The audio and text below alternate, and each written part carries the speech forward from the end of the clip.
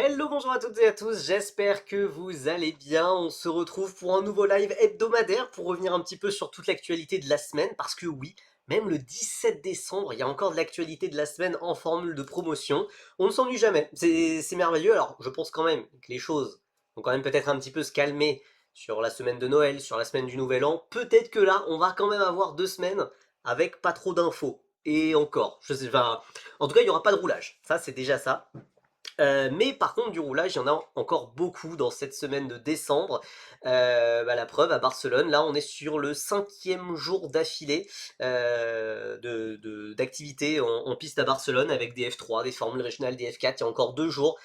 Et à partir du vendredi 19 décembre, bah voilà, je pense qu'on aura fini pour le sport auto, les formules de promotion en 2025. Mais en attendant, il y a eu pas mal d'annonces, il y a eu pas mal de tests du coup, pas mal de petits teasings, on va dire, de certaines annonces de pilotes qui partiraient de la monoplace, d'autres qui partent découvrir de nouveaux horizons. Je pense notamment à ce GOAT actuellement au Japon, dont FCB Noah 7 fait référence, qui est bien évidemment Evan Gilter. Il y a pas mal de choses à évoquer, voilà, du Dorian Pain, du Evan Gilter, du Arthur Dorisson, du Raphaël Perra, il y a plein de choses, évidemment j'ai préparé un petit PowerPoint, vous me connaissez, et aussi parce que je me suis dit, bah là enfin on a beaucoup plus d'informations sur tous les baquets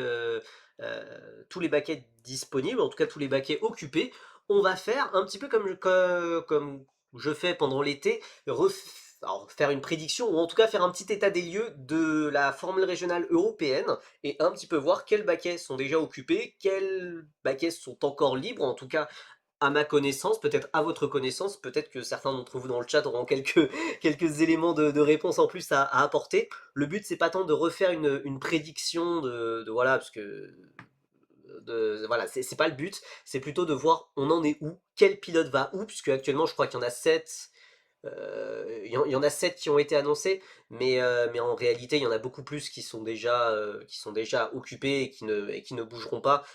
Je crois que j'avais calculé un petit peu hier, je crois qu'on a, sur les 30 baquets qu'il y aura en FREC, j'ai peut-être dit FRECA, non, on est en FREC, enfin, c'est le même championnat mais qui évolue évidemment, qui changera de nom en 2026. La FREC, du coup, il y a 30 baquets, 10 équipes, 3 baquets par équipe.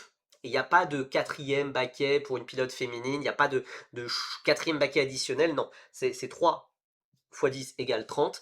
Et globalement, on en a une vingtaine occupées à ma connaissance. Après, voilà, il y a certaines équipes, chez certaines équipes, normalement, c'est un petit peu plus compliqué. Certaines nouvelles équipes qui débarquent en FREC et qui n'ont pas encore testé, donc du coup, c'est un petit peu plus compliqué à imaginer.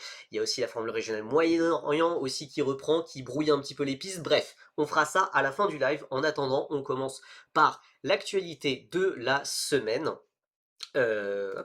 L'actualité de la semaine, déjà, c'était revenir un petit peu sur ce qu'on avait évoqué lors du live précédent. Tous les championnats se sont terminés, hein, il reste plus rien. Là, actuellement, vraiment, cette semaine, c'est juste une semaine de test. Il n'y a pas de week-end de course, même d'une F4, voilà, d'une F4 obscure. Il y a juste une manche hors championnat de F4 chinoise. Voilà, voilà, mais non, on n'en parlera pas. Non, il y a rien à évoquer sur le sujet. Donc, tous les championnats FIA, en tout cas, se sont terminés, notamment le cas de la F4 indienne, où on avait un Français engagé, Sachel Roche, qui nous aura fait vibrer jusqu'au bout. Voilà, il fallait un exploit pour espérer le titre. Il avait 24 points de retard. Bah, il a fait le taf de son côté. Le truc, c'est que le leader du championnat, Shane Chandaria, l'a fait aussi de son côté. Donc, pas d'exploit. Il n'empêche P1 et P2, 4 victoires sur la saison, et notamment un très très beau double dépassement à l'extérieur sur la deuxième course, la course à grille inversée, où il partait sixième, il finit deuxième. Bon bah voilà, il fait deuxième du championnat, notre Français de 19 ans. Voilà, a priori, pas de futur en monoplace pour lui. À 19 ans, il est en F4 indienne, donc voilà, il n'est pas vraiment dans les temps, mais ça reste quand même un pilote qui a vraiment, vraiment montré un vrai talent, un vrai potentiel. Il a aussi gagné en midget en novembre, un petit peu plus tôt cette année. Donc a priori, je pense, au vu de ce qu'il a toujours évoqué sur les réseaux sociaux, je pense que c'est plutôt un pilote qui pourrait partir voilà, en midget, en ligier, je pense plutôt en ligier. Et voilà, peut-être aller gravir les échelons de l'endurance, mais pour la monoplace, bah voilà, deuxième vice-champion de F4 indienne. Mais bah, c'est toujours ça. Un article de la F4 indienne dans Auto Hebdo, c'était pas dans mon bingo, je l'ai pas lu. Je l'ai pas lu. Je travaille avec Auto Hebdo, mais je l'ai pas lu cet article. Mais non, mais enfin, c'est cool. Et puis, enfin, voilà, du côté français, ça permet de mettre un peu de lumière enfin, sur ce championnat de F4 indienne, qui commence à faire émerger des talents, un petit peu quand même. Et c'est notamment, dans l'article, il disait qu'il voudrait aller en Ligier ou Ultimate Cup Series. Bon, bah, ça paraît logique, ça paraît raccord, du coup. Mais voilà, ce championnat commence à faire émerger des talents, puisque Sachel Roger, il a 19 ans, il ne grimpera pas en monoplace, comme il l'a annoncé à Auto Hebdo, du coup merci FCB Noah 7 de cette confirmation. Mais par contre, le champion, là, c'est plus intéressant. Shane Chandaria, c'est un pilote de 15 ans, né en décembre 2009, donc il va avoir 16 ans dans quelques jours. Pilote kényan, c'est assez rare pour être souligné, et à ma connaissance, même si j'ai pas fait vraiment de recherche approfondie sur le sujet, c'est à ma connaissance le premier champion kényan en monoplace. À y réfléchir, je suis en train de me demander est-ce qu'un champion, oui, un champion kényan, même en circuit, je pense, y a- voilà, c'est très, très atypique en tout cas comme nationalité, mais quelque part ça me surprend pas trop, même en karting, il y a quelques talents du Kenya qui commencent à arriver et qui sont vraiment pas mauvais du tout et qui jouent devant. Donc voilà, c'est peut-être un pays sur lequel il faudra compter à l'avenir. Et Shin Chandaria, il a déjà dit que, alors il rejoindrait la F4 France. On va attendre la liste définitive des pilotes, mais normalement, il devrait rejoindre notre championnat français de Formule 4, qui a annoncé son calendrier d'ailleurs, j'en parle même pas dans mon diapo après, mais on en a parlé sur Twitter et sur Blue Sky, la F4 France a annoncé son calendrier, rien de révolutionnaire, rien de particulier, 6 week-ends d'avril à octobre, de Nogaro, Dijon-Prenois, donc Nogaro en avril à Pâques, Dijon-Prenois en mai, Spa-Francorchamps en juin, Manicourt début août, les deux noms en septembre, et du coup la finale, non pas au Mans, mais qui revient au circuit Paul Ricard au Castellet, donc tout sera diffusé, sauf peut-être le week-end de l'Ednon, vu que ce n'est pas en support du championnat de France FFSA GT, ou du GT World European, oui, du GT World, quoi. Peut-être le meeting de l'Ednon ne sera pas diffusé, mais tous les autres, ça sera diffusé. Donc c'est une excellente nouvelle.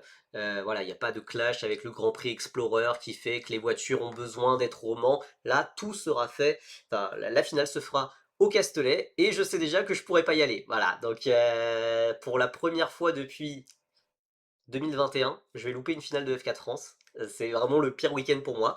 Enfin, le pire week-end, non, c'est un excellent week-end pour moi, mais voilà, je ne pourrais pas y aller. Je le sais déjà, donc, mais ça sera diffusé. Voilà, c'est déjà ça. On parle vraiment de F4 France? Ouais, ouais, vraiment, il y aura. Alors, les 5, au moins 5 meetings sur 6 qui seront diffusés.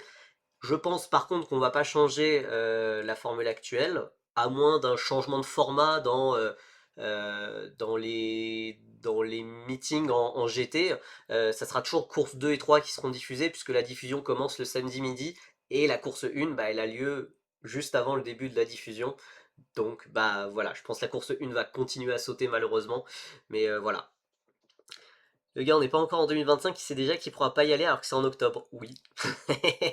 Bah oui. Oui, oui, oui. Mais bon. Ouais. On a les week-ends de course annoncés. Ouais, j'en ai parlé sur. Bah attends, j'en ai parlé sur Twitter et sur Blue Sky, mais sinon, je l'ai déjà noté dans mon agenda. Du coup, week-end du 4-5 avril, du 4-6 avril à Nogaro avec le lundi de Pâques. Puis ensuite 15-17 mai à Dijon-Prenois. Puis ensuite 19-21 juin à Spa-Francorchamps. Puis ensuite 31 juillet à 2 août pour Manicourt. 18 à 20 septembre à Lédenon. Et on a dit du coup 9 à 11 octobre au Paul Ricard au Castellet. Donc voilà. Objectif de mon côté, faire deux meetings, je pense, deux meetings, et peut-être un meeting international de Freca ou d'Eurocup, je sais pas trop exactement. Mais voilà, maintenant on attend donc la liste des pilotes. Est-ce qu'il y aura autant de pilotes? Est-ce qu'il y aura aussi 30 pilotes? Je pense, en tout cas je sais qu'il y avait beaucoup, beaucoup, beaucoup de candidats. Je ne sais pas je pense, ça serait logique. Je pense que Clara Stieblichinger aille en F4 France. Bah, c'était son objectif à un moment. Maintenant, elle a fait la F4 indienne, mais je pense que c'était plus pour se préparer. Et puis en plus, elle a bossé avec un ingénieur français. Gwenagan, si tu nous suis, voilà. Bonjour. Ouais, elle teste beaucoup avec FID, donc ouais, je pense que l'objectif c'est la F4 France, mais j'en sais pas forcément plus à ce sujet. Donc oui, la liste des pilotes, ça peut prendre un petit peu de temps encore quand même, hein, je pense. Ça peut prendre encore un petit peu de temps, on verra. On verra et je pense qu'on aura. Ça devrait être une belle année, on devrait avoir certains redoublants très intéressants, on devrait avoir des rookies assez sympas que je suis depuis pas mal d'années en karting. Merci beaucoup Homero pour ton 21e mois consécutif de sub, ton 24e mois en tout. T'es abonné à la chaîne depuis 2 ans. Enfin, globalement, voilà, en combiné 2 ans. Je savais même pas que ça faisait 2 ans que je streamais, mais voilà, ravi de le savoir. Salut à toi. Bon, on ferme cette page F4 indienne, on continue très rapidement avec la Formula Trophy qui est un championnat de préparation à la F4 Émiratis. C'est le Turc Alp Aksoy qui s'est imposé au terme d'un très brillant week-end devant Nicolo Macagnani, pardon, qui à 15 ans teste déjà en Formule 2. Bon voilà, des résultats à prendre avec des pincettes quand même, puisque il y a un pilote redoublant qui a fait toute la saison de F4 italienne qui est venu faire le deuxième meeting, Alexander Bondarev en l'occurrence, et qui a fait une double victoire et qui a atomisé tout le monde.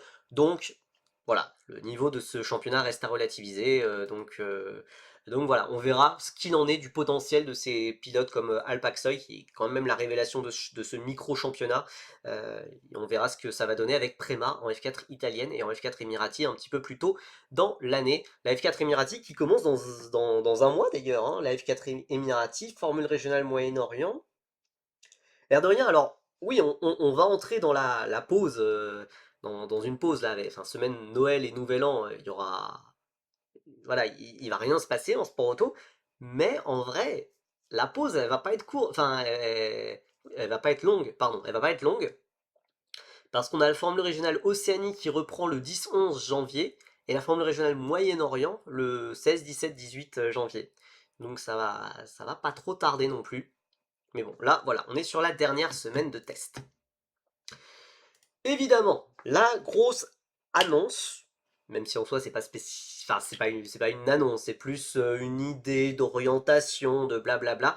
Dorian Pain a annoncé sur Canal+, et l'a confirmé aussi sur Eurosport, qu'elle ne ferait pas, qu'elle ne serait pas dans un championnat de monoplace l'an prochain. Évidemment, elle l'a pas dit de cette façon, mais elle ne serait pas dans un championnat de monoplace l'an prochain, qu'elle ferait du simulateur avec Mercedes pour peut-être faire un test avec l'équipe allemande, donc probablement un test avec une ancienne voiture, un TPC, un test test with previous car. Euh, voilà, ce qui serait bien. Et voilà, elle va retourner en endurance. Je redis les termes qu'elle a dit à Canal+, mais aussi à Eurosport, puisque ça peut nous donner un petit peu des indices sur elle va où, puisqu'elle a parlé d'un programme en endurance, mais c'est assez vague. Donc, elle va s'orienter vers l'endurance, les 24 heures du Mans, avec pour court terme un projet en hypercar. Ça, c'est ce qu'elle a dit à Canal+. Et chez Eurosport, elle a dit on est toujours en discussion avec mon équipe, Iron Dams Mercedes. Je ne sais pas exactement quelle est cette entité, mais bon, voilà. On va se diriger vers l'endurance et les 24 heures du Mans l'an prochain, avec comme objectif à court terme l'hypercar. Donc, c'est du Iron Dams tout craché quand même dans le texte. Il y a pas beaucoup de naturel et entre deux médias complètement différents, c'est exactement les mêmes termes. Mais quand même, ce qu'on comprend, c'est que elle va faire de l'endurance. Salut Arc, j'espère que ça se passe bien à Barcelone. Ce qu'on comprend, c'est qu'elle va faire de l'endurance, qu'elle va faire les 24 heures du Mans en 2026, mais du coup pas d'hypercar. Ou c'est pas exactement très très clair. C'est pas exactement très très clair, mais je vois plus l'hypercar comme un projet pour le futur, pour 2027 peut-être, et donc revenir en endurance dans un autre moyen. Est-ce que c'est de la LMP2? Est-ce que c'est du LMGT3? Parce que ça va aller, enfin ça va déjà très vite. Enfin on est mi-décembre, il n'y a pas de baquet sécurisé, ça veut dire il va falloir que ça avance un petit peu plus que ça, parce que il reste encore quelques baquets en hypercar. Alors, je parle sous le couvert des spécialistes de l'endurance, ce que je ne suis pas, mais globalement, il n'y a plus vraiment de place en hypercar. Il y en a peut-être une, je sais que ça a un petit peu fait enflammer les réseaux sociaux, peut-être chez Alpine en hypercar, où il y a une place qui serait libre, mais a priori Victor Martin, paraît vraiment le gigantesquissime favori. et voir Dorian Pain passer devant Victor Martins, j'ai du mal à voir ça arriver, même si c'est vrai que par le passé, Toto Wolff avait déjà fait du lobbying pour placer son pilote, Mick Schumacher, chez Alpine en hypercar, depuis Mick Schumacher est parti. Voilà, il y a aussi la Ferrari 83, j'ai cru comprendre qu'il y avait un baquet de libre aussi, mais pourquoi elle irait là-bas, c'est pas super clair. Ce qui aurait été absolument logique, ça aurait été de faire le WEC avec Iron Lynx, qui est le projet frère, on va dire, d'Iron Dams. Iron Lynx qui roule avec Mercedes, sauf que bah, c'est déjà complet, ils ont déjà leurs 6 pilotes sur 6. Voilà, Iron Dams disparaît du paysage en WEC, disparaît du paysage en ELMS a priori aussi, donc qui est le championnat européen d'endurance. Donc, je sais pas trop où ça va. J'ai même cru comprendre qu'il y a des gens qui disaient qu'il y avait plus de place vraiment intéressante en LMP2, en ELMS, pour une pilote de sa catégorie. C'est une pilote catégorisée Silver, catégorisée argent, catégorisée Silver par la FIA, donc ce qui est plutôt intéressant sur le papier pour elle, pour avoir des baquets faciles, mais a priori il y aurait plus de place. Mais ça, à prendre avec des pincettes, hein, c'est ce que j'ai lu sur les réseaux sociaux, mais elle serait pas en train de gâcher un peu sa carrière. Non, non, non, non. Il faut retourner en endurance. Pour moi, ça paraissait évident. En fait, c'est juste un petit peu comme la F2. La F1 Academy, ça finit beaucoup trop tard. Ça finit beaucoup trop tard le championnat. Et ce qui fait que voilà, elle est enfin championne après une bataille homérique face à Maya Veug, très bien. Et rien n'a été préparé en amont, puisque ça dépendait un peu, je pense, de quel serait le résultat final en F1 Academy. Et là, on s'est retrouvé fin novembre, début décembre. On fait quoi? Eh bah, on fait quoi? Bah, tous les baquets sont remplis, tous les baquets sont remplis un petit peu partout, que ce soit en Freak, que ce soit en Eurocup 3, que ce soit bah, en endurance. Les gens ne vont pas attendre la fin de la F1 Academy pour avancer. Donc, euh, ouais, j'imagine aussi qu'elle pourrait trouver un truc en LMP2, mais est-ce qu'il n'y a pas un problème de management un peu? Je, je, je sais pas, ça c'est pas à moi de dire. Je suis pas assez je suis pas assez dans le. Donc c'est toujours difficile de taper sur le management, ou justement extrêmement facile de taper sur le management, mais on sait pas exactement quels sont les enjeux, quel est le budget apporté, les déboires financiers de Iron Dames, je sais pas comment on le dit. Ils sont connus, mais ils sont flous. Donc, à quel point c'est des ennuis financiers importants. Oui, le GT, oui, c'est vrai, le GT World Endurance, sinon oui, pourquoi pas. Euh, pourquoi pas. C'est vrai que je pensais à quelque chose en WEC ou en ELMS, enfin en tout cas en proto. Voilà, le truc c'est que voilà, on s'y prend trop tard. On s'y prend trop tard alors qu'on le savait, hein. Enfin, j'en ai parlé sur des lives, je sais pas, en septembre, en août, que bah. Enfin voilà, il fallait préparer quelque chose. Je trouve ça triste qu'actuellement elle fasse le tour des médias, RMC, France 24 quotidien, et qu'on ne lui parle que de la F1 alors que je crois que c'est. Ouais, RMC. J'ai vu un article de RMC sur Dorian Pain complètement déconnecté. Mais genre. Enfin, toujours à parler de ça sera la prochaine française, la prochaine femme en F1, la première française en F1. Mais j'ai vu cet article sur RMC, je me suis dit non, on va pas leur donner de l'exposition. Mais ça, c'est hallucinant. Il y a des trucs, mais même aussi, en fait, vous le savez, enfin voilà, la F1 Academy c'est tellement surmédiatisé que ça donne des attentes complètement inconsidérées autour des pilotes qui en viennent. Là, je vois sur Twitter, alors je sais pas. Je pense que l'algorithme Twitter est un petit peu en train de craquer, mais je vois des tweets à plusieurs centaines de likes qui disent. Enfin, je me rappelle plus le contexte, mais ouais, Dorian Pain, faut qu'elle aille en F1, elle va aller choquer Isaac Hadjar. Ah ah, dans quel sens? C'est-à-dire, quel est le.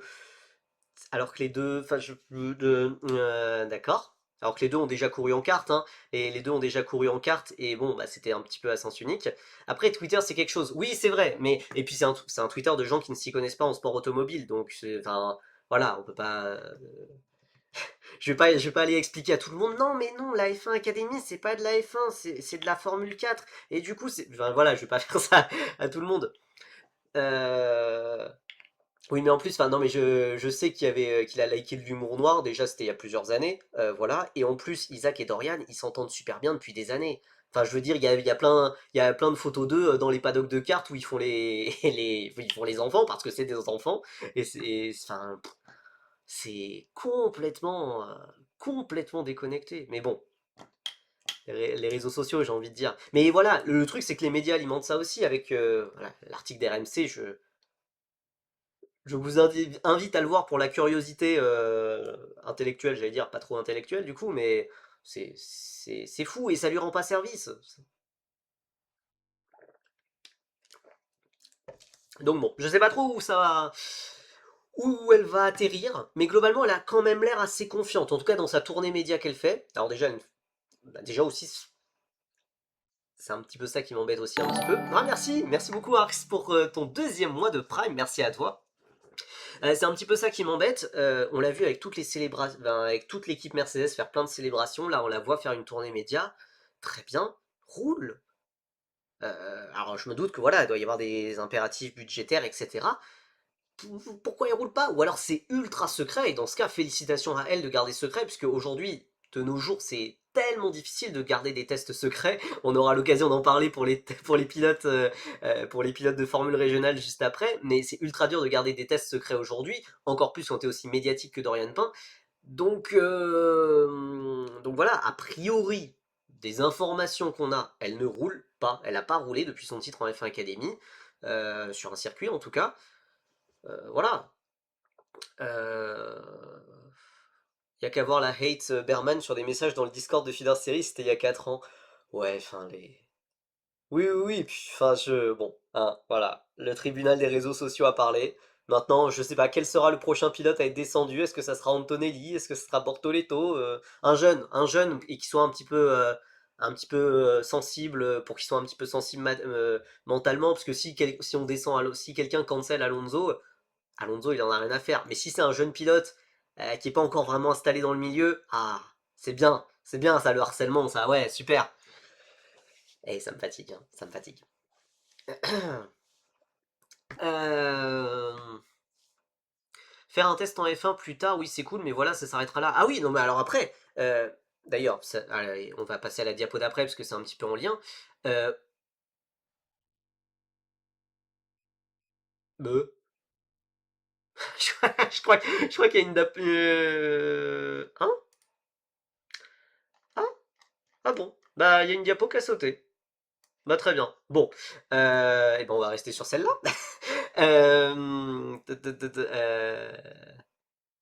Apparemment, Antonelli roule à Barcelone en F4. Quoi? Comment ça? Comment on dit? Quoi? Je vais en informer les collègues, mais c'est d'accord, ok. Ce que je voulais dire.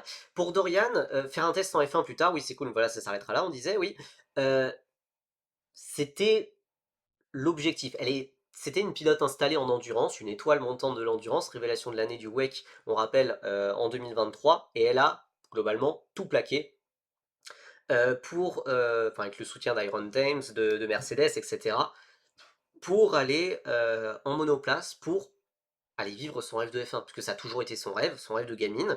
Il y avait peut-être 0,1% de chance, peut-être 1% de chance, peut-être plus, qu'elle aille en F1 un jour, mais elle s'est donné les moyens d'y aller, quoi. Elle s'est donné les moyens, elle s'est dit, bon bah voilà, c'est ma seule chance d'y arriver, et si je la prends pas, j'aurai des regrets toute ma vie. Donc, elle a essayé. Voilà, ça n'a pas forcément, bah voilà, ça n'a pas forcément marché, mais aujourd'hui, bah, elle revient en endurance. Et c'est très bien. Et c'est très bien. Et quelque part, elle pourra aussi un petit peu toucher son rêve du doigt avec, on l'espère, ce test en F1, mais déjà le simulateur F1, je sais pas si vous vous rendez compte, mais ça n'a rien à voir avec même un simulateur de F3 ou de je sais, enfin, ou les simulateurs que vous pouvez faire ailleurs. C'est de la folie, les simulateurs F1, des équipes F1 surtout, voilà, les grandes équipes comme Mercedes, etc.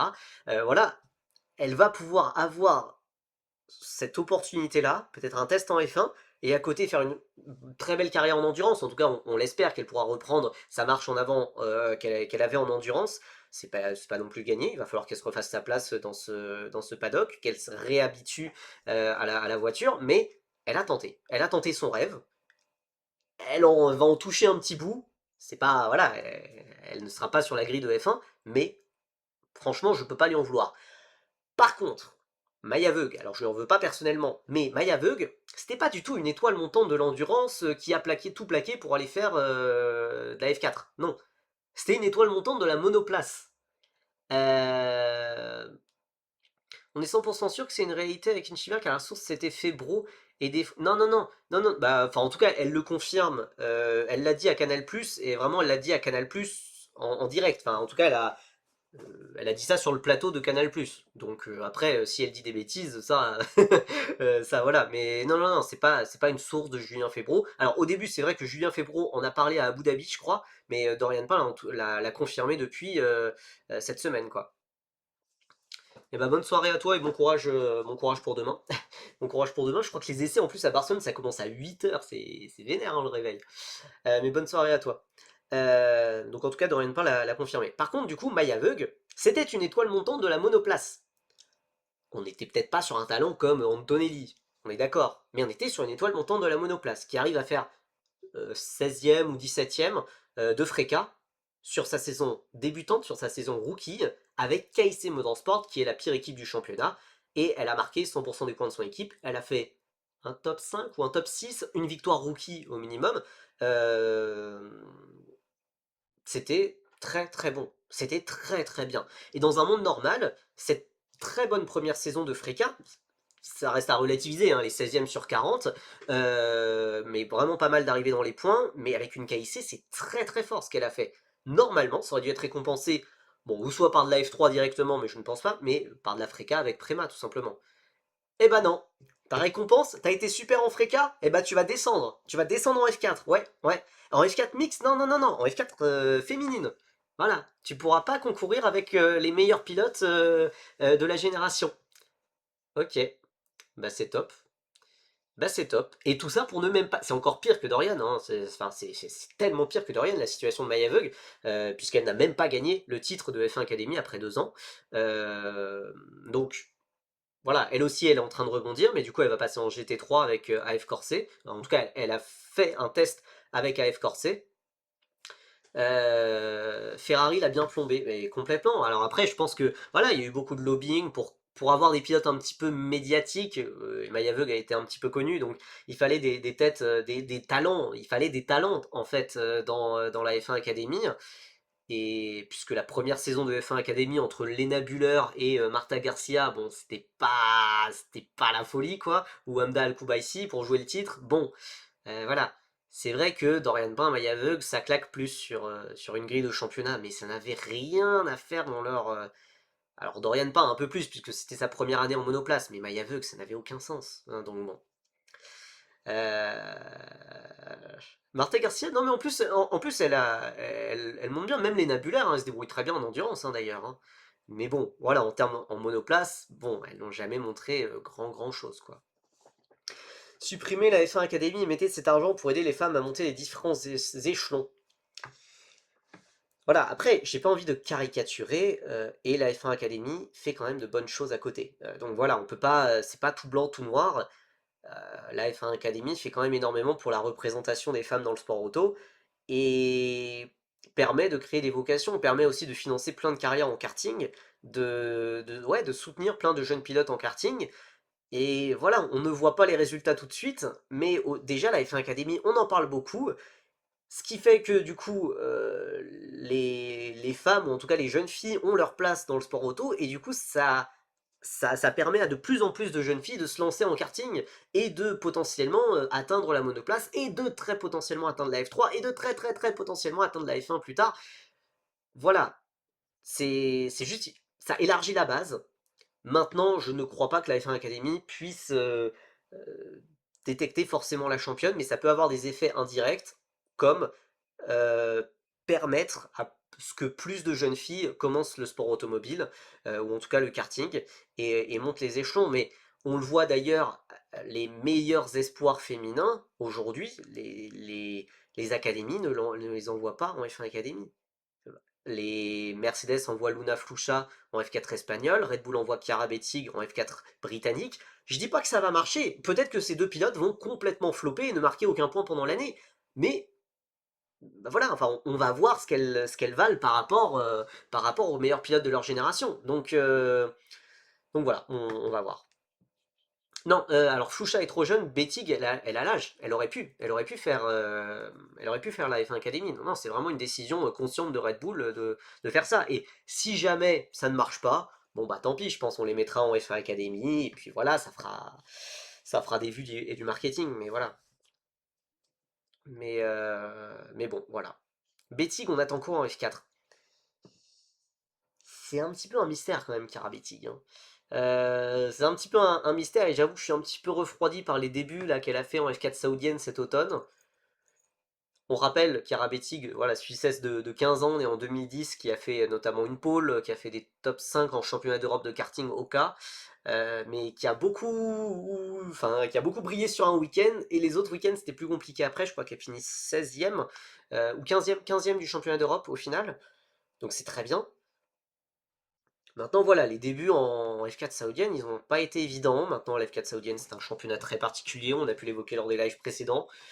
Et avec un setup fixe pour tout le monde, ce qui n'est pas très pratique pour le développement d'un pilote, je trouve. Mais voilà, pas trop de pression, quoi. Pas trop de pression. Déjà, il faudrait mettre la F1 Academy sur le bon circuit. Ouais. Bah, après, voir CF live précédent, je crois, où on a parlé du calendrier de la F1 Academy. Mais en vrai, il y a une amélioration, hein. Silverstone qui arrive, il y a aussi Austin qui arrive, et il y a Miami et Singapour qui partent. C'est une bonne évolution. C'est voilà, petit à petit, peut-être qu'on va avoir un calendrier un petit peu positif, enfin cohérent, on va dire, ou ouais, voilà, voilà.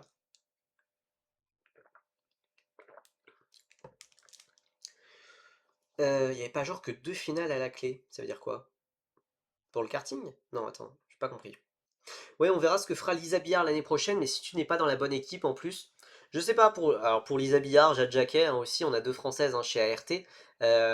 C'est vrai qu'elles sont chez ART, qui n'a fait que un podium ou deux l'an dernier, et qui n'a pas joué devant en F1 Academy depuis 2023, Elena Buller. Maintenant, pour Bettig, en Oka, elle s'était qualifiée que pour deux finales. Ouais, c'est possible. C'est possible. Donc voilà, la régularité était pas folle, mais voilà, il y a eu un week-end absolument exceptionnel où elle méritait la victoire finale, quoi. Euh, donc pour ART, je pense que c'est aussi peut-être un problème de pilote aussi. Aurélia Nobles, Courtney Crone et Lia Bloch, c'était un petit peu léger face à des pilotes exceptionnels pour le championnat. En tout cas, Dorian Pain, Maya Veu, Gabi Pouling l'an passé, ou voilà. Euh, voilà, Lisa Billard, j'attends quand même à ce qu'elle fasse beaucoup mieux que les ART de l'an dernier. Et l'équipe pourra être potentiellement une excuse, parce que c'est vrai qu'ART n'a pas récemment joué devant, mais ça pourra pas être une excuse complète, quoi. Enfin voilà, voilà, j'ai des très gros espoirs quand même en Lisa Billard. Et on l'a vu sur sa première qualification de F1 Academy, elle a un gros potentiel. On l'a vu en F4 France, on aurait aimé plus la voir en F4 France, mais quand même on a pu le voir, son talent, et on a pu le voir en karting avant ça évidemment. Des nouvelles à propos de Gabriel Gomez ART? Non. Gabriel Gomez, pilote brésilien, ne devrait pas aller chez ART. Je pense plutôt à l'Eurocup 3. Maintenant, je ne sais pas où exactement. Je ne sais pas où. Je pense Eurocup 3 et je sais pas plus pour lui. Je sais pas plus. Mais ART, je ne pense pas. Même quand il avait fait des tests, on m'avait dit qu'il ne signerait pas. Donc voilà. Euh, Bon, on continue. On passe à la suite. Et justement, ça va un petit peu dans le sujet des tests, on va dire. Il y a eu pas mal d'annonces, vraiment enfin pas d'annonces, de différentes informations ces derniers jours, notamment, alors ça je suis un petit peu tombé des nues, euh, Arthur Dorisson qui a annoncé via le papa de Pierre Gasly, on rappelle que Pierre Gasly soutient la carrière d'Arthur Dorisson depuis pas mal d'années, qu'il est son parrain sportif ou quelque chose comme ça, eh bien Jean-Jacques Gasly était présent à la cérémonie à la Ligue de karting de Normandie, où notamment pas mal de pilotes ont été récompensés. Je pense à Mathéo d'Auvergne, Louis Cochet, dont on va reparler juste après, j'ai pas fait les trucs dans le bon ordre, voilà, Lucas Selle, Charles Lural, le champion de France en mini, etc. Eh bien, le papa de Gasly représentait Arthur Dorisson et a annoncé devant l'audience que Arthur Dorisson allait quitter la monoplace et allait rejoindre l'académie Aston Martin en GT. Euh, voilà, ça me, ça me surprend, surtout qu'on l'a vu vraiment faire pas mal de tests. On l'a vu faire pas mal de tests en formule régionale avec G4 notamment. Et puis G4, c'est peut-être pas la meilleure équipe, mais ça a permis à des pilotes de se révéler. Je pense notamment à Alessandro Giusti par le passé. Je suis. Bah, trop deck, quel gâchis. Je sais pas si on peut dire quel gâchis. Voilà, ça peut être aussi de l'argent potentiellement mieux investi plutôt que de galérer un petit peu avec une équipe un petit peu voilà, compliquée. Ça peut être bien de directement se réorienter vers le GT, de directement briller, d'être l'un des gros espoirs du GT, de monter. En plus là, avec voilà, candidat avec l'académie Aston Martin, de ce que j'ai compris, il ferait les courses sprint. euh, il ferait les courses sprint avec Come to You et les 24 heures de Spa. 24 heures de Spa, c'est la grande course de GT. Pourquoi pas? Enfin, pourquoi pas? Non, en vrai, c'est même excitant sur le papier, mais c'est juste. Ah, j'aurais bien aimé le voir à l'étage au-dessus quand même. Oui, s'il peut finir en WEC, ok, ou même en GT, enfin, s'il peut être un pilote pro en GT, tant qu'il est pilote pro à la fin, j'ai envie de dire, c'est le principal. Mais, au vu de ce qu'il a montré sur la deuxième saison de F4, bah, je suis pas d'accord avec Homero, il a jamais vraiment justifié les espoirs. Pour moi, je suis pas d'accord. Il a quel âge d'Horisson? Il a 17 ans, né en octobre 2008, donc il a tout juste 17 ans. Non, je suis pas d'accord, vraiment, sur cette deuxième saison. J'ai bien aimé surtout la deuxième moitié de saison où il est vraiment monté en puissance et il nous fait une fin de saison très très très très forte quand même. Avec notamment une pole victoire en course principale, enfin sur une course 1. Son week-end au Mans il est aussi très solide, je crois il fait P5, P3 et P2. Euh, Franchement, les 2008 vont avoir 18 ans, ouais, ouais l'an prochain, ouais. Ouais, ouais, ouais. Donc, moi, vraiment, c'est vrai que la première saison, je pense qu'elle avait déçu un petit peu tout le monde, y compris Dorisson, mais la deuxième, j'ai bien aimé. Au début, c'est vrai que c'était très frustrant de le voir gagner que des courses à grille inversée, et on se disait, bon, enfin, on avait tendance à dire, bon, bah, pas exceptionnel sa saison pour un redoublant, etc. Mais bah, il est monté en puissance et ça a fini très fort. Et on a vu, enfin voilà, c'est un pilote qui marche à la confiance. Merci beaucoup Yel SBN pour le follow. Et ça marchait bien sur la fin, donc j'aurais bien aimé voir ce que ça aurait pu faire en Freca. Maintenant, c'est peut-être de l'argent qui sera mieux investi en GT. Voilà, en GT World, en sprint et aux 24 heures de Spa. Ok, et voilà, il fera partie. Alors, l'Académie Aston Martin sélectionne, par exemple, cette année, ils avaient sélectionné 23 pilotes, et au final, ils ont sélectionné un pilote parmi ces 23 pour être leur nouveau jeune pilote Aston Martin. Euh, donc voilà, je pense que Arthur Dorisson fera partie de ces 23. Spa, c'est annoncé. C'est très bizarre la façon dont ça a été annoncé, mais Arthur Dorisson l'a relayé dans sa story Instagram, donc oui, c'est fiable qu'il fera les 24 heures de Spa. Maintenant, il n'y a pas eu d'annonce officielle de la part d'Aston Martin, de la part de Come to You Racing. Pas trop compris l'annonce. Voilà, ça a été fait publiquement au gala de la Ligue de Normandie. Et puis en fait, enfin je sais pas, ça a pris quelques jours à être vraiment annoncé, donc j'ai pas trop compris. Mais bon. Peut-être que les baquettes G4 ont vu leur prix augmenter. Ouais, pourquoi pas, je sais pas. Je sais pas, peut-être qu'il y a eu de la concurrence de dernière minute pour aller dans ces baquets chez G4. Non, non, je pense pas. Je pense pas. Je pense que voilà, il y a peut-être eu un deal très intéressant avec Aston Martin qui est venu et puis ils se sont posés autour de la table et pour se dire bon, qu'est-ce qu'on fait? Est-ce que c'est pas mieux d'aller en GT directement? Je sais pas, franchement, même sans forcément rester chez Aston, tu peux grave progresser en GT. Oui, oui, non mais voilà, je suis très, je suis mitigé. Je suis en mode, bah c'est bien. Et puis aussi, parfois, c'est ce que je critique un peu chez certains pilotes, c'est qu'ils restent trop longtemps en monoplace et qu'au final, ils sont en train de foutre en l'air leur carrière parce qu'ils sont trop focus sur le rêve de F1 et que, alors qu'ils ils se ferment des portes sur des portes qui pourraient déboucher sur des avenirs de pilotes pro. Et voilà. Non, je crois que c'est que les courses sprint. Bon, c'est déjà un bon début. C'est déjà un bon début. Et puis en plus, avec les 24 heures de sport en plus, non, je pense que c'est pas mal. Mais bon,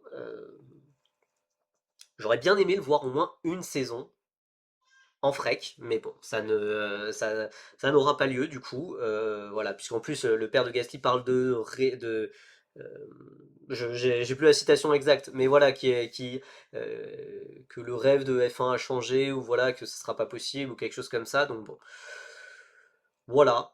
Euh, je suis à la fois content et à la fois, ah, j'aurais bien aimé. Bref. D'autres pilotes, eux, progresseront bien en monoplace. Par contre, c'est notamment le cas, bah allez, on va parler de l'autre Normand, notamment qui était présent à la Ligue de Normandie aussi, Louis Cochet, qui lui a été annoncé lundi, si je ne dis pas de bêtises, avec MP Motorsport en F4 espagnol. On en avait parlé les semaines précédentes, il a pas mal testé. Des tests. Alors, Louis Cochet, donc neveu de Jonathan Cochet, ancien pilote d'essai chez Renault F1 notamment, et qui a fait 17ème du championnat d'Europe de karting avec pour meilleur résultat une 4ème place, meilleur français au championnat d'Europe, meilleur français au championnat du monde, managé par The Grid, c'est-à-dire l'agence de Gasly, Adjar, Giusti, Deligny, compagnie. Maintenant, les premiers tests ont été assez discrets quand même, ils tournaient autour de la 10e, 15e place sur 25-30 pilotes. Je dis discret pour une MP Motorsport, enfin, ça reste des bons tests, mais à côté il y avait d'autres pilotes au palmarès bien plus chargé comme Rocco Coronel qui caracolait dans les premières positions et qui est aussi globalement rookie. Donc voilà, ça va être intéressant de voir comment il va se débrouiller. Louis Cochet, par ailleurs, on peut déjà envisager le fait, enfin même prédire le fait qu'il n'aura pas de licence française, puisque si vous vous souvenez de la saison 2023 de F4 espagnol, vous vous souvenez que Théophile Nael a été champion avec une licence espagnole. Et même que Enzo Dellini avait fait aussi une licence espagnole, je crois quand il était aux Émirats Arabes Unis ou quelque chose comme ça. Voilà. Cool, hein? Parce qu'il y a une histoire d'âge en fait, il y a une histoire d'âge et que c'est plus compliqué c'est même carrément impossible pour les pilotes français. Bah oui, je sais que Deni avait la licence française, mais il y a eu un moment où ça a posé souci. Euh, pour la licence ah, aux Émirats Arabes Unis, donc après coup, il avait dû prendre une licence espagnole. Il avait dû prendre une licence espagnole avec Campos. Et de ce que j'ai compris, non mais enfin c'est une vraie info que je vous dis a priori, qu'il ne devrait pas avoir de licence française cette année. Euh, et comme licence qu'il pourrait avoir, MP pourrait l'aider, il pourrait avoir une licence néerlandaise. Complètement dingue. Donc on pourrait avoir... Purée, j'avais dit quoi? J'avais dit quoi? Attends. Je sais plus ce que j'avais dit. Donc on va avoir un Ludovic Coetzee. Voilà, en F4 espagnol peut-être, néerlandais ou peut-être, voilà. Ça sert à rien, hein, enfin voilà, c'est juste pour un an et puis dès qu'il aura 16 ans. Parce qu'en fait la FFSA ne donne des licences internationales qu'à des pilotes de 16 ans. Maintenant, dans le cas d'Enzo Dellini en 2023, je sais pas comment ça s'est passé exactement, euh, parce que je crois qu'il avait pas 16 ans dans l'année aussi. Donc je crois qu'il y avait peut-être une petite dérogation qui pouvait s'appliquer. Alors que Louis Cochet, lui, il aura 16 ans dans l'année. Donc je crois que ça pose souci quelque part, quoi. Voilà, enfin bon, bref, ces histoires de licence, ça me paraît toujours aussi fou. Rappelons que quand même, pour une fois cette année, on a eu un pilote français en notre avantage. On a récupéré Taito Kato pour une année. Le japonais qui est passé sous licence française, mais normalement il devrait reprendre la licence japonaise maintenant qu'il a 18 ans. Parce que le Japon a aussi des règles assez strictes, on va dire.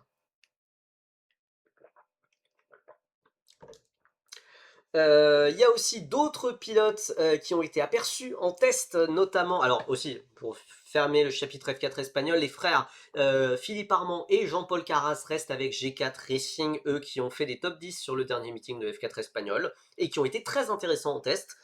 Est-ce qu'ils avaient les mêmes réglages que tout le monde? Est-ce qu'ils avaient je sais pas, spécifications spéciales de leur voiture, je ne sais pas, mais ils ont été vraiment dans le top 3 lors des derniers tests.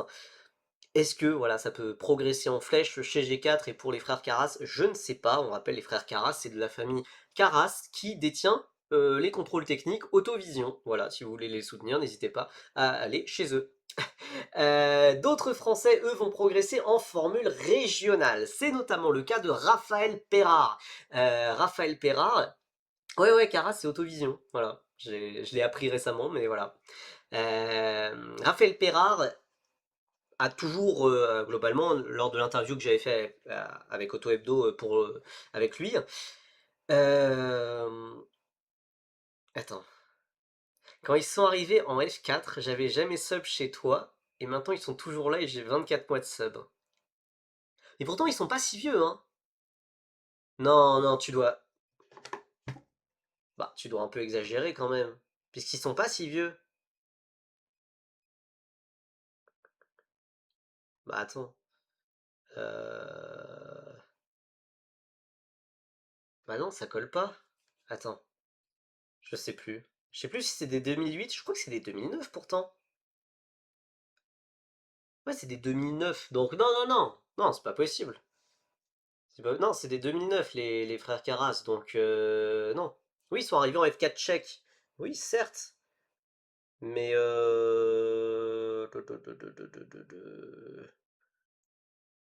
mais c'était en 2024. Oui, c'était en 2024. Non, c'est en 2024 qu'ils sont arrivés. Ils sont arrivés même sur le quatrième meeting, donc ils sont arrivés en août 2024. Voilà, j'avais envie de te contredire juste par principe. Fun fact, le patron d'un de mes meilleurs potes est le père des Bernier. J'ai appris ça récemment, le monde des petits utilise des expressions de daron. Oui, non, en plus, enfin, moi ça me fait rire parce que c'était une petite boutique, enfin en tout cas quand j'habitais à Tours, bah, l'une de leurs deux boutiques principales, elle était dans l'une des grandes rues passantes de Tours, Vigus B, je crois que c'était quelque chose comme ça. Voilà, et j'ai appris ça après coup, j'étais en mode, mais attends, mais oui, le sponsor qui est là, c'est le même qu'il y a dans la rue à Tours. Bref, voilà. Alors que c'était une boîte que je connaissais pas du tout. Bref, on s'est un petit peu égaré. Raphaël Perrard, du coup, il a toujours teasé une montée en Formule Régionale ou en Eurocup 3, notamment, voilà, on rappelle le 7ème de F4 France, protégé d'Eric et Larry notamment, qui aurait bien mérité une victoire, mais qui a quand même fait plusieurs podiums du premier jusqu'au dernier meeting de F4 France. Pas, enfin, un petit peu handicapé par son gabarit, qui faisait que c'était l'un des pilotes les plus lourds, donc pas forcément évident et qui perdait du temps à cause de ça, parce que certains pilotes étaient beaucoup plus légers et allaient forcément du coup plus vite. Voilà, donc ce handicap pourra être un petit peu compensé en formule régionale de ce qu'il me disait. Et on l'a aperçu en test avec Palou Motorsport. Palou Motorsport qui a une livrée rouge et plus bleue désormais. Palou Motorsport, donc, qui est une équipe cofondée par Alex Palou avec son papa Ramon Palou, et, et qui surtout a entamé un partenariat avec Prema. Donc plutôt intéressant de voir Raphaël Perrard aller chez Palou by Prema. Non, ça peut être vraiment intéressant. Et en plus, il a déjà fait les tests avec Dallara, enfin avec la nouvelle voiture d'Eurocup 3 qui sera introduite en 2026 avec la Dallara 326. Donc il a pas fait de test avec l'ancienne voiture de 2025. Il a déjà fait les tests avec la nouvelle voiture. Voilà, à voir comment ça va se passer, mais je trouve que c'est une très bonne nouvelle, en tout cas de voir Raphaël Perrard dans ce championnat avec ce projet intéressant. Voilà, Palou Prema, ça peut être une collaboration assez intéressante. Il y a un autre Français aussi qui a pas mal testé ces dernières semaines, s'il s'agit d'Andrea Dupé. On rappelle que lui, on le voyait plutôt en F4 italienne, finalement ça va aller en FREC avec Van Amersfoort normalement. Donc il a testé avec Van Amersfoort, mais cette semaine à Barcelone, il a testé avec G4 Racing. G4 Racing où il a notamment testé avec un autre pilote norvégien, Marcus Seiter, qui est un autre de la F4 italienne. A priori, de ce que je comprends, Andrea Dupé devrait faire le Moyen-Orient, donc pendant l'hiver pour se préparer à la FREC avec G4, et ensuite la FREC avec Van Amersfoort comme programme principal ensuite. Voilà. Après, on rappelle qu'en Formule Régionale Moyen-Orient, il n'y avait pas aussi Sever Yukin.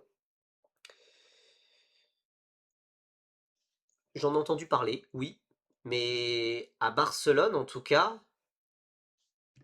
il y avait que 2 voitures. Il y avait que les voitures 32 et 33. La 32, c'était attends, 32 c'était Dupé, 33 c'était Setter. Mais non mais non mais du coup doit aussi y avoir Severiukin dans les parages, hein, parce que, enfin, j'ai entendu que c'était un pilote qui pouvait rejoindre G4 aussi. Mais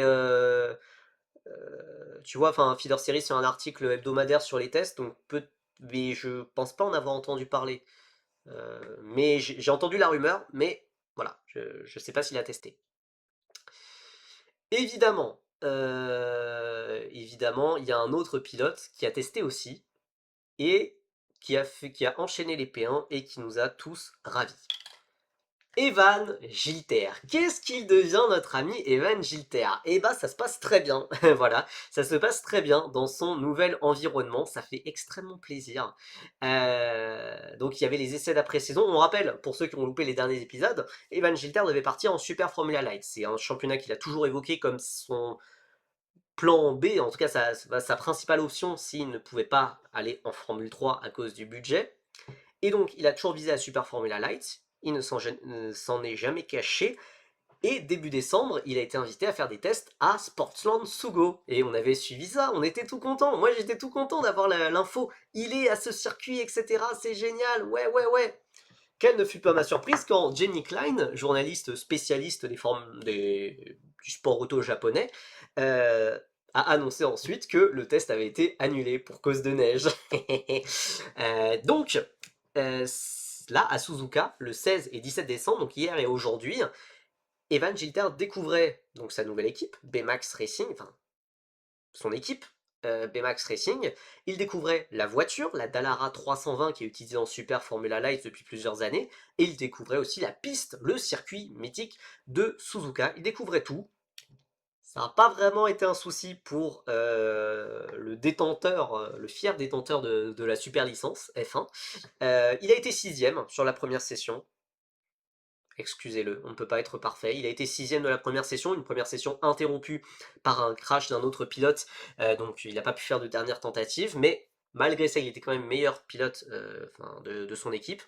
Et après, bah, P1, la deuxième session, puis après il y avait une troisième session le lendemain, P1, et puis bah, il y avait une quatrième session ensuite pour clore les essais d'après-saison de Super Formula Lights, P1.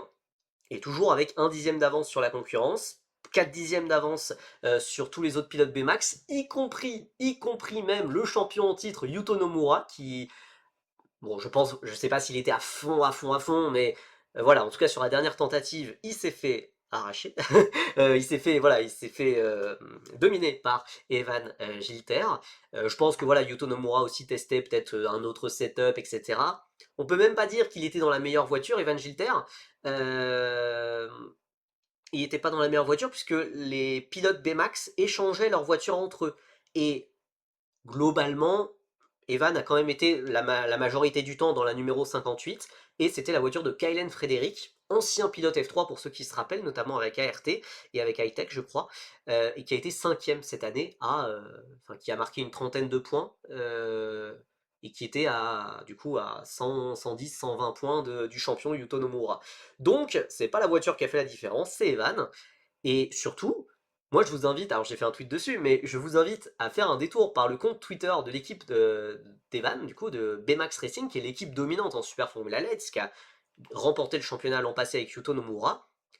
Ils parlent que de lui, ils sont super fans de lui. Enfin genre c'est Evan Gilter sourit, Evan Gilter a mangé son bento avec des fourchettes, Evan Gilter est trop fort, Evan Gilter sort des stands, Evan Gilter a fait le meilleur temps. Enfin c'est très chouette, c'est très chouette, c'est un fan account d'Evan Gilter, donc c'est assez cool, c'est assez chouette de voir ça.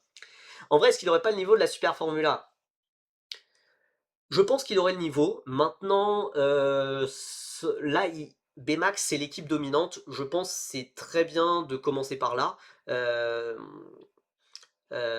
c'est très bien de commencer par là, puisque enfin, directement être en Super Formula, déjà, il n'y a plus beaucoup de place, et donc ça vous aurait voulu dire une équipe de second plan. Si c'est pour faire une Théo Pourchaire chez Kondo Racing, ça vaut pas le coup, et faire qu'une course et disparaître, ça vaut pas le coup. Je pense que c'est très bien de commencer en Super Formula Lights, qui reste quand même un petit championnat, mais où tu peux te démarquer.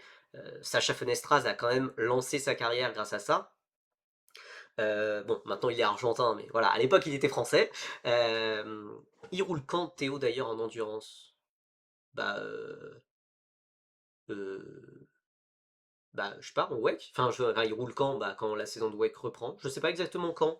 Peut-être fin février, je sais pas. Voilà. Voir le calendrier du WEC, je ne sais pas.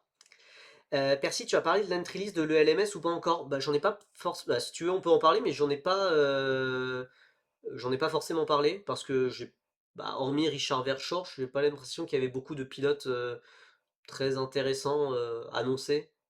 Côté monoplace, en tout cas. Pire que Kondo, Théo, il était chez Impool. Ah, je me souvenais de Kondo, moi. Je suis bête. Ok. Mais donc voilà, je pense que c'est très bien pour Evan d'arriver en Super Formula Lights.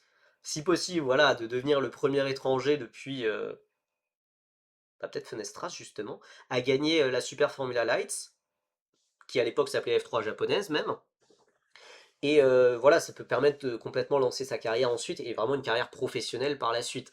Voilà, lancer en super. Enfin, voilà, il y a plein de choses à découvrir au Japon. Voilà, les voitures sont différentes, les circuits sont différents, la langue est différente, les méthodes de travail sont différentes. En plus, Evan, il a toujours travaillé avec un environnement très français. Il a fait la FFSA Academy, puis il a fait ART pendant 2 ans. Donc,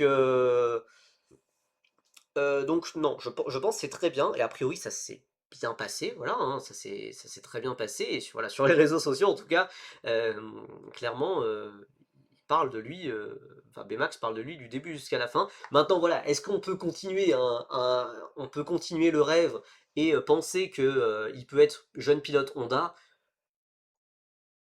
Voilà, je pense que c'est plus de l'utopie qu'autre chose, parce que Honda n'a jamais pris de pilote étranger dans son académie. C'est pas comme Toyota qui a pris notamment Esteban Masson sous son aile.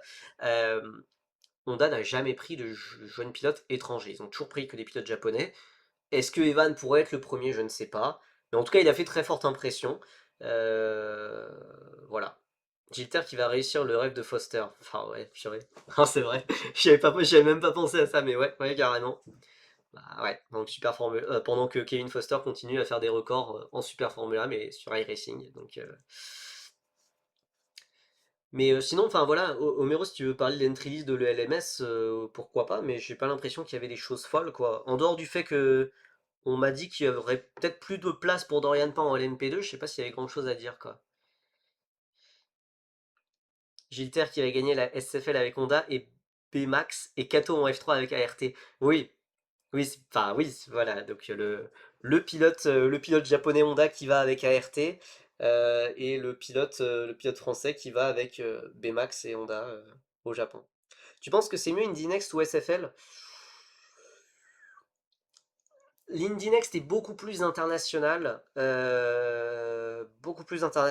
que la SFL et je pense aussi peut-être plus cher. Je pense que l'Indy Next est plus cher que la SFL. C'est censé être un niveau équivalent dans le sens c'est un championnat de deuxième division par rapport à l'IndyCar ou la Super Formula. Euh, je pense quand même, surtout aujourd'hui, l'Indy Next est peut-être plus relevé. On voit pas mal de pilotes de F2 y aller, peut-être. Voilà, un Victor Martins qui a testé en Indy Next.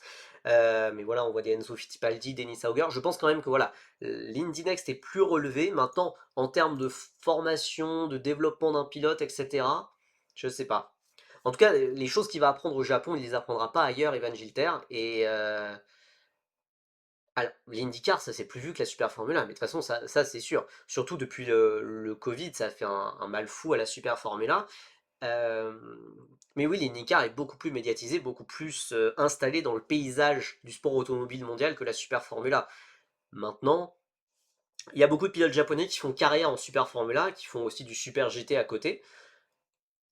Pour Evan, je pense qu'il faudrait plutôt s'inspirer de la carrière d'autres pilotes qui sont passés par là, par du Sacha Fenestraz, par même du Alex Palou, euh, qui ont, qui ont été bloqués dans leur carrière en Europe pour des raisons financières, pour des raisons parfois de mauvais résultats, et qui sont allés au Japon se relancer, et ça a super bien marché, et ils ont pu ensuite faire une grande carrière, notamment pour Alex Palou, et qui a pu aller en IndyCar. Après, l'IndyCar se prend une belle claque niveau audience actuellement. Bah, ça manque d'un pilote qui claque justement. Ça manque d'un pilote plus médiatique et depuis qu'il y a plus gros gens, je pense que ça, voilà, ça n'aide pas. ça n'aide pas.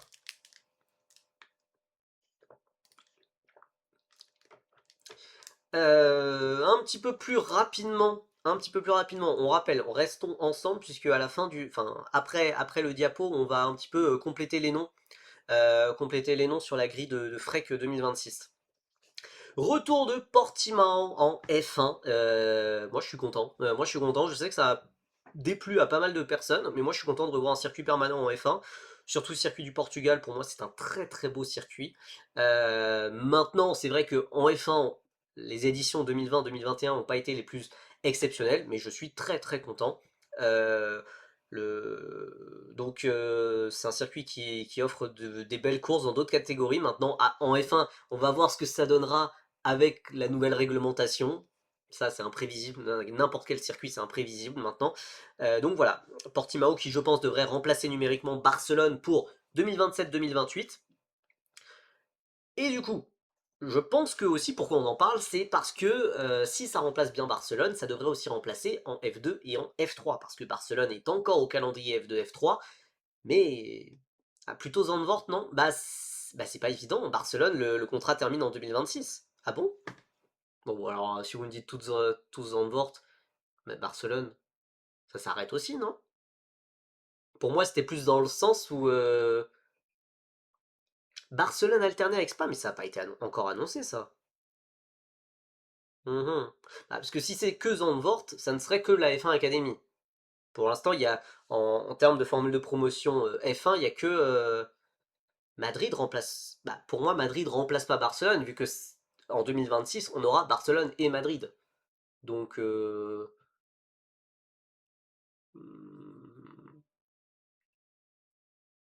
mais pour moi, de toute façon, alors, pour moi, c'est pas une. Il faudrait qu'on fasse un calendrier F1. Madrid a remplacé Imola. Ouais, oui, c'est plutôt ça. Oui, c'est plutôt ça. Mais. Hmm. Non mais de toute façon, faudrait qu'on fasse genre pour moi, c'est une très bonne solution de toute façon l'alternance des circuits pour le calendrier F1 parce que j'en ai marre très honnêtement d'avoir les 24 mêmes circuits tous les ans. Par contre, enfin, évidemment, c'est pas les circuits européens qui devraient être alternés ou parfois certains si, hein, Portimao qui soit alterné avec je sais pas qui, moi ça me pose aucun souci. S'il est alterné avec la Hongrie ou avec Zandvoort, très bien ou je sais pas. Mais oui, Spa, l'alternance a été annoncée, mais Barcelone, je pense pas. Mais ok, ok, non mais d'accord, ok. J'avais pas cette notion d'alternance pour Barcelone en fait. Puisque pour moi, Spa et Barcelone. Ah, ou c'est peut-être pour le public français un peu. Enfin, ok, ok. Puisque, enfin, pour moi, c'est plus logique que par exemple Spa alterne avec Zandvoort, puisque bah, le Benelux, etc., le nord de la France, et que Barcelone alterne par exemple avec Portimao. Enfin, géographiquement, ça serait plus logique. Après, il y a un problème avec l'alternance, c'est que si l'un se casse la gueule, l'autre suivra. Remember le Nurb et l'Hockenheim. Oui, mais je pense qu'il y a assez de circuits qui veulent accueillir la F1 pour que le truc soit rentable. Imaginons, il y a un circuit qui abandonne, bah t'en ramènes un autre dans la boucle et voilà. Enfin, je sais pas. Ouais, pour moi, vraiment, pour revitaliser le calendrier de la F1, il faudrait vraiment beaucoup plus d'alternance un petit peu partout, quoi. Mais bon. Bref, retour de Portimao, moi ce que je voulais dire c'est que du coup c'est une très bonne nouvelle pour l'Eurocup 3 et la F4 espagnole qui vont avoir du coup l'exclusivité un petit peu du circuit de Portimao. S'il revient en F2 et en F3 aussi, bah, ça va faire un avantage supplémentaire à ces calendriers. On rappelle que l'Eurocup 3 passe aussi par Silverstone, enfin, au contraire de la FREC qui ne fait pas Silverstone, ne fait pas Portimao par exemple. Voilà. On est de plus en plus proche du Rwanda alors que Calami existe. Oui, après, voilà, faites une alternance. Pour moi, voilà. Pour moi, il faudrait mettre des alternances partout, hein. À part quelques circuits mythiques, style voilà, Monaco, Spa. Pour moi, Spa, faudrait pas l'alterner. Interlagos, je suis désolé, pour moi, c'est chouchou. Voilà, et puis ensuite, tu mets n'importe quoi en circuit d'alternance. Allez, Monza, tu l'alternes pas. Silverstone non plus, je pense. Et voilà. Voilà, voilà. Aussi, je voulais parler de la Formule Régionale Océanie qui attire plein de pilotes à droite à gauche. Notamment, on a encore des nouvelles annonces avec notamment Ugo Gochukwu et James Wharton qui ont été annoncés. Mais regardez cette liste de pilotes. On va avoir donc 4 week-ends sur le mois de janvier. Ça déborde un petit peu sur les premiers jours de février. On va avoir donc Kanatoli, Fionn McLaughlin, Jin Nakamura, donc 3 pilotes qu'on va retrouver en F3 l'an prochain. Et McLaughlin qui est champion F4 britannique, Jin Nakamura qui est jeune pilote Toyota. On va avoir Kalle Rovanperä, forcément, qui est pilote high-tech TGR, high-tech Toyota, le double champion du monde des rallyes qui va véritablement commencer son aventure monoplace. On a James Wharton qui a été annoncé aujourd'hui ou hier.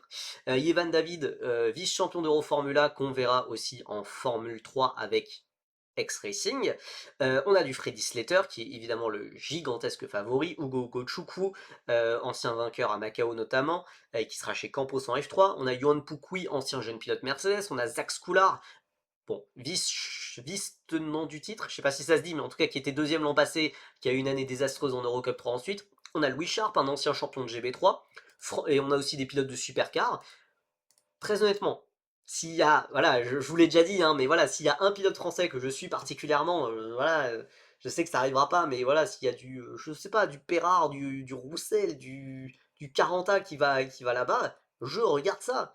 Je regarde ça à 1h du mat, et voilà. Mais parce que oui, c'est en Nouvelle-Zélande, donc ça va être compliqué.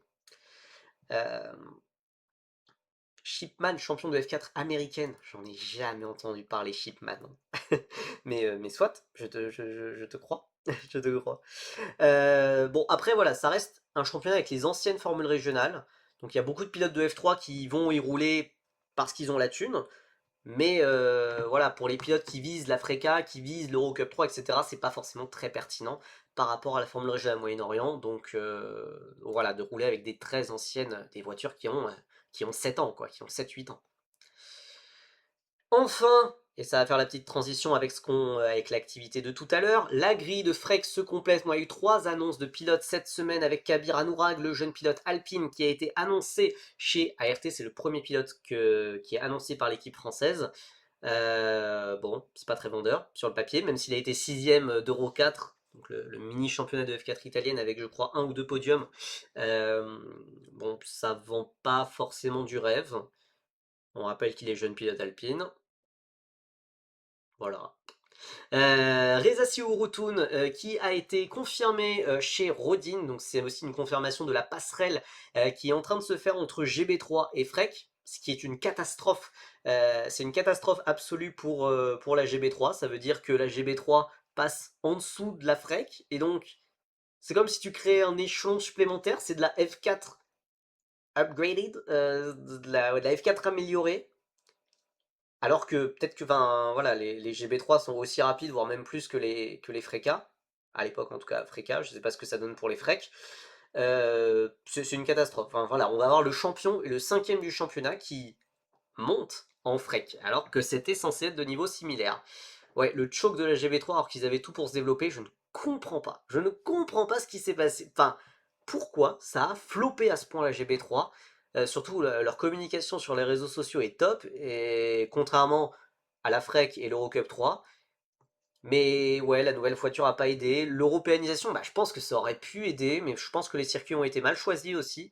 Euh,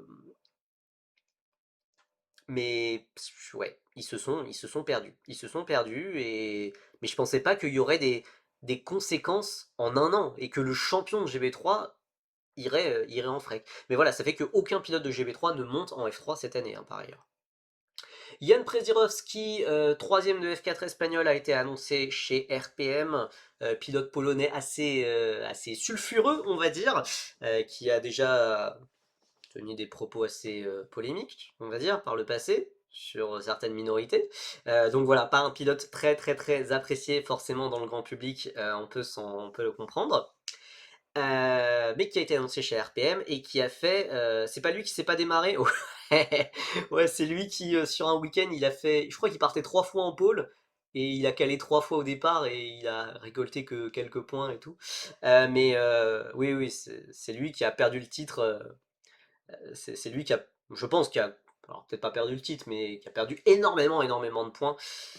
sur ses départs, oui. Mais par contre, en Freca, ça s'était très bien passé. Il a fait quelques piges en fin d'année, il a fait des top 10 avec RPM. Donc, non, c'est pas lui qui a fait un signalement sur le podium. Il peut pas tout combiner. Il peut pas être. Enfin, si, théoriquement, il pourrait, mais en tout cas, non, c'est pas lui. Par contre, excellente transition, parce que lui, celui dont tu parles, BAP 1342, c'est Artem Severyukin. Et lui, c'est un pilote russe qui pourrait envisager de passer en frec. Et donc ce qu'on va faire, c'est qu'on va passer sur un petit Google Form, non Google Doc, attendez. Alors,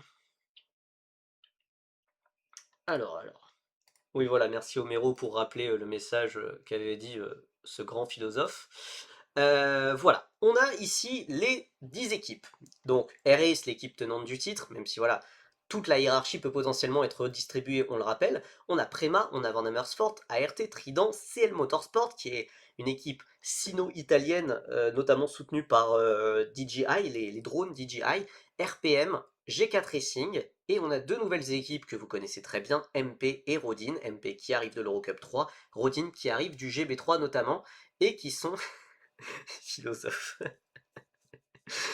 Ouais, voilà. Ouais, ouais, pas très malin le gars. Bon. Donc voilà, on a 3, 4, 5, 6, 7, 8 pilotes, je sais compter, 8 pilotes qui ont déjà été confirmés. On voit que Trident a déjà confirmé ses 3 pilotes. 3 pilotes qui cassent pas spécialement 3 pattes à un canard. Alors à part Maximilian Popov, peut-être petit potentiel, peut-être pour celui-là. Samalisto et Kostic, bon Kostic plus connu pour foutre tout le monde dehors que bien rouler. Voilà, c'est très surprenant comme Trident, enfin pour Trident d'avoir annoncé un line-up pareil, surtout qu'ils sortent de leur meilleure saison. Ils n'avaient gagné aucune course, et puis là, avec Matteo De Palo, ils ont joué le titre jusqu'au bout, et ils annoncent Popov, Samalisto, Kostic. Enfin voilà, attendez, je remets le classement de F4 italienne, puisqu'il y a pas mal de pilotes qu'on va évoquer qui sortent de la F4 italienne forcément. Popov, qui est 6ème. Samalisto qui est 8. Samalisto, c'est pas un mauvais pilote, hein. Mais voilà, et on a. Attendez, il est où? Kostic, voilà, qui est 17ème. Mais surtout. En tout cas, moi, les rares fois où je l'ai vu, parce que j'ai pas suivi toute la saison de F4 italienne, c'était pour mettre tout le monde dehors. Donc voilà. Alors, maintenant, selon les tests, selon tout ce qui s'est passé, quel pilote on a, quel français on a déjà, donc ça c'est les pilotes annoncés officiellement, chez AirAce, on devrait avoir, en provenance de chez Prema, Rachid Al-Daeri. Normalement, le pilote émirati redouble. On rappelle qu'il a fini, je crois, dans le top 10, je crois, j'aurais dit 8ème, comme ça. Je pense qu'il a fini 8ème, si je ne dis pas de bêtises. Rachid Al-Daeri qui devrait faire équipe avec Yuki Sano. Yuki Sano, vice-champion de Super Formula Lights, si je ne dis pas de bêtises. Jeune pilote soutenu par Toyota notamment. Ça, c'est assez confirmé. Et normalement, on devrait avoir aussi Emanuele Olivieri. Et ça, c'est une excellente, excellente nouvelle, évidemment. C'est un énorme talent qui a remporté la F4 Moyen-Orient. Je le mets quand même en jaune. Bon, il a fait les tests avec RACE, il n'y a pas d'autres candidats évidents qui se présentent, mais il a moins de budget. Il a moins de budget, donc forcément, je suis obligé d'être un petit peu plus réservé.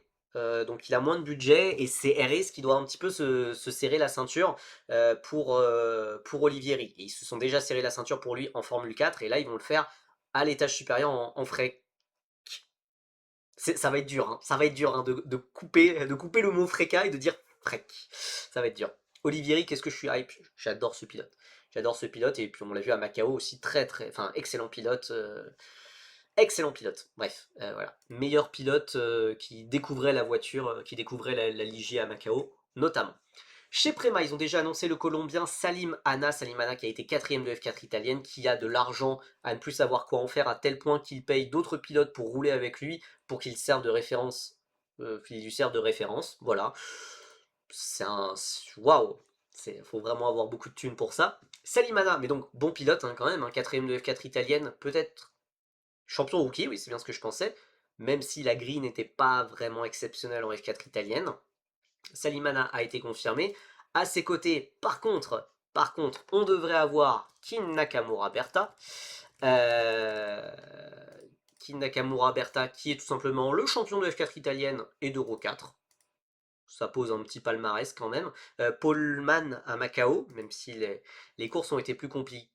La course qualificative notamment a été rendue plus compliquée à cause de son coéquipier, Sébastien Weldon, qu'il devrait retrouver. Donc bon, c'est cool, hein, ils vont pouvoir continuer à faire plus ample connaissance.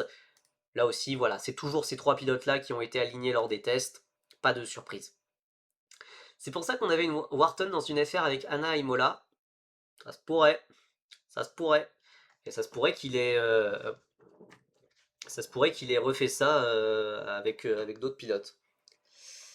Après, well done Sébastien. Bah après, en vrai, merci à lui hein, d'avoir mis Nakamura Berta dans le mur au départ de la course qualificative, puisque ça a offert l'opportunité d'une vie à Jules Roussel, Ryan Caretti aussi, de remonter et voilà, de prendre la victoire, en tout cas pour le cas pour Jules Roussel. Maintenant, chez Van Amersfoort qui a fini troisième. Eh bien, bon, là aussi le line-up paraît assez figé, assez convaincu, enfin assez convaincu ça veut rien dire. On devrait retrouver Dion Gauda, ce qui paraît assez logique. Je vais plutôt mettre les pilotes en jaune. Allez, je vais plutôt mettre les pilotes en jaune, on va être moins présomptueux. Dion Gauda, qui a déjà fait le grand champion rookie. Euh, Imagine, tu payes James Wharton pour rouler avec toi, faut vraiment être désespéré. Ouais, ouais, ouais. Dion Gauda qui a été sacré champion rookie. Rappelons quand même, la catégorie rookie en Freca l'an dernier, c'était pas. Enfin. Donc il s'est imposé devant. Je vais prendre que les pilotes qui ont fait la saison entière. Saker Almaucherji, Tim Gerhardt et Edouard Borgna. Bon, voilà. 12e, largement vraiment derrière ses coéquipiers, il a quand même deux top 5. Bon, et un dernier week-end où il a fait un petit peu n'importe quoi. Euh...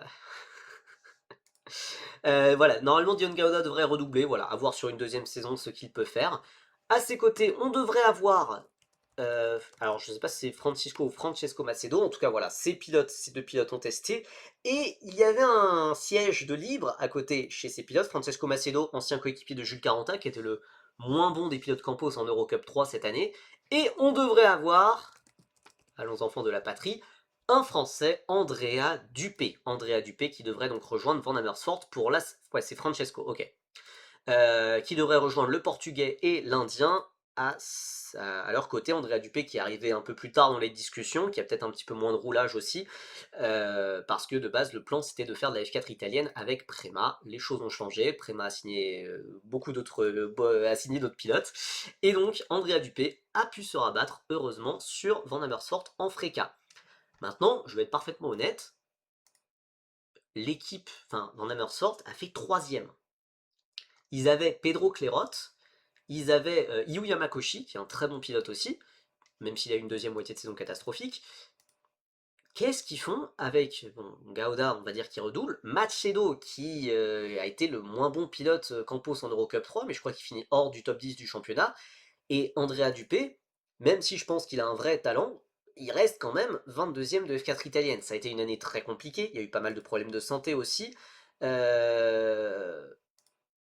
Et ça a fini très fort aussi, d'ailleurs, faut le rappeler, hein, quand même, il fait des P6, il fait des podiums rookies, etc.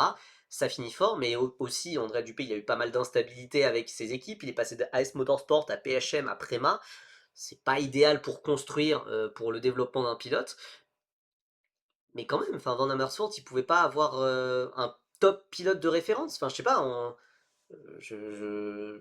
je sais pas, parmi les pilotes de Freca, alors je sais pas, c'est vrai qu'il va pas y avoir va pas y avoir beaucoup de redoublants en fait. Puisque ça part, ça part, ça part, ça part, ça part. Il y a Aldairi qui redouble, ça part, ça part. Bedrin, faut peut-être partir à l'EHPAD à un moment. Gauda, c'est vrai que ça. Ouais, bah c'est vrai que Gauda, oui, c'est peut-être lui le pilote référence, mais bon, ça. Voilà, ça vend pas du rêve pour une équipe qui finit troisième de Freca. bah, qui joue les victoires, je trouve ce line-up assez faible. Maintenant, ça peut être une belle opportunité pour Andrea Dupé de peut-être d'apprendre de Dion Gauda et puis de pouvoir progresser plus vite et si possible aller prendre le leadership de l'équipe. Il y a la place. Maintenant, est-ce qu'il saura la prendre? Bah, c'est ce qu'on espère évidemment. Chez ART, ART, normalement, pas trop de surprises. On devrait aussi avoir un autre Français aux côtés de Kabir Nourag et il s'agit de notre champion de France, F4, Alexandre Munoz, qui a été tout simplement bluffant lors des tests qu'il a pu faire. Au Muro, je m'en suis rendu compte en le disant, apprendre de Dion Gauda. La tristesse de la phrase. Je savais qu'il y a quelqu'un qui allait me reprendre à la volée pour ça, mais vous comprenez ce que je veux dire. Voilà, d'avoir un pilote redoublant, voilà, qui a plus d'expérience que toi, et voilà. Bref, Alexandre Munoz, qui a été enfin, qui a vraiment été très impressionnant en test, qui a toujours été le meilleur pilote de son équipe, même quand ils alignaient du Gabriel Gomez, vice-champion de F4 italienne, on le rappelle, euh, quand ils alignent du Kabir Anoura, qui a des dizaines et des dizaines de journées de test en Freca, Munoz, lui, il a que 4 jours dans les pattes, 2 jours à Spa, 2 jours au Castellet, et il a été toujours meilleur temps de son équipe, parfois même dans le top 3 en jouant avec les Préma, etc. Mais en tout cas, il a battu ses coéquipiers. Euh, Maintenant, qui aux côtés de ce duo, c'est pas forcément évident. Moi, en tout cas, les informations que j'ai depuis octobre me disaient un pilote de F4 France, me disait un certain pilote monégasque de F4 France, et pendant très longtemps, je ne le voyais pas tester, je le voyais même tester ailleurs, il a testé en GB3 notamment, donc je commençais à douter de la véracité de ces informations, mais là, il a fini les tests avec ART. Donc, je vais mettre en jaune, vraie possibilité. Maintenant, dans les autres options, je suis obligé d'évoquer les autres pilotes qui ont été testés, Gabriel Gomez, mais pour moi, c'est plutôt de l'Eurocup 3, Enea Frey, qui a fait une partie de la saison de Freca aussi, et je crois que c'est les seuls pilotes qui ont été testés, en tout cas dont, dont je me rappelle en tout cas. Voilà, donc chez Trident, donc Matteo Giacardi, pour ceux qui ne le connaissent pas, pilote monégasque de 18, peut-être bientôt 19 ans, qui a fait 11e de F4 France avec une victoire sur le dernier meeting. C'était sa première année en monoplace notamment. Bon, les tests qu'il a fait avec ART ont été compliqués, où il était vraiment assez loin de Munoz et de Anourag. Mais voilà, il a aussi moins d'expérience en monoplace avec l'équipe. Il découvrait peut-être, je crois qu'il découvrait la voiture de Freca. Donc voilà, voilà, il pourra progresser, je pense. Et il a vraiment été une bonne surprise, je trouve, en F4 France. Je ne le connaissais pas du tout. Chez Trident, on a un trio qui a déjà été officialisé. Chez CL Motorsport, bon là, on va commencer à arriver dans des équipes obscures. Chez CL Motorsport, très logiquement, on devrait avoir le fils du patron, Zenwishi. Bon, il n'y a pas trop de doute là-dessus, surtout qu'il a déjà commencé à rouler, 5ème de F4 italienne, et qui a déjà fait ses premières piges en Freca. Vous le voyez, il est ici. Maintenant, et là ça va se compliquer. Là ça va se compliquer. Chez RPM, donc Przeworski a été annoncé. On devrait avoir, venant de la F4 espagnole, Miguel Costa. Pour le reste, je vais laisser un blanc. Chez G4, ouais, on va passer. Chez MP, on devrait avoir normalement Ehan Ekemans. C'est assez attendu là aussi, je vais le mettre en jaune. Puisque c'est un peu plus dur pour MP et Rodin, qui n'ont pas testé avec les Freca, qui n'ont pas fait de test collectif de Freca, puisque bah, ils n'avaient pas de Freca. Donc c'était un peu plus dur. Et voilà, globalement, on a cette grille-là. Donc si je ne dis pas de bêtises, 15, 16, 17, 18, 19, 20, 21. On a 21 pilotes. Donc on a voilà, on a un peu plus de 2 tiers de la grille. Je viens de penser, Strauven, il fait pas de Freck, non, il va faire de l'Eurocup 3 avec Campos. Ça n'a pas été annoncé, mais bah, c'est tout comme. Je crois qu'il l'a même déjà annoncé, peut-être à certains médias, peut-être Feeder Series ou Auto Hebdo, je me rappelle plus, ou Scout. En vrai, Yuan Pukui chez Rodin. Oh. Alors je sais que alors, Pooling est une candidate. Maintenant, j'ai entendu a priori qu'elle pourrait refaire de la GB3.